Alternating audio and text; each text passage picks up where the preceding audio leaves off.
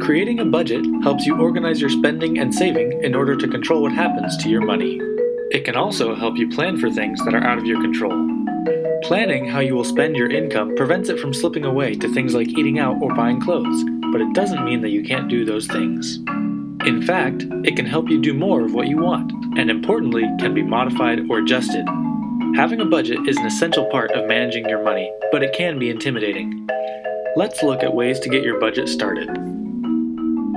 Take the amount of money you make in a month. If you have a yearly salary, just divide it by 12. If taxes are automatically deducted from your paycheck, then this will be your net income. If not, subtract them to calculate your net income before moving on. Now that you know your income, you need to calculate your expenses. It can be useful to look at last month's bank statement to get a sense of what these may be, or for many banks, like People's Bank, just use the app or website. Create different categories that similar expenses can go into, such as food, transportation, entertainment, utilities, and other things like loans or debt. Once you have categorized everything, add them up to get your total expenses. Organize your expenses so that at the top of your expense list is your personal savings.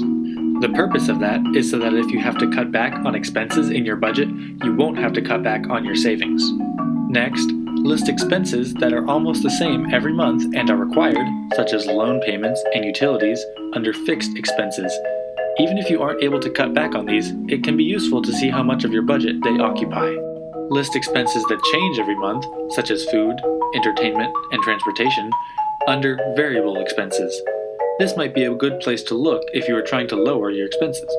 If it comes down to it, both fixed and variable expenses can be broken into what you need, such as food, and what you want, such as entertainment. This can be especially useful when changing your budget to fit your financial goals.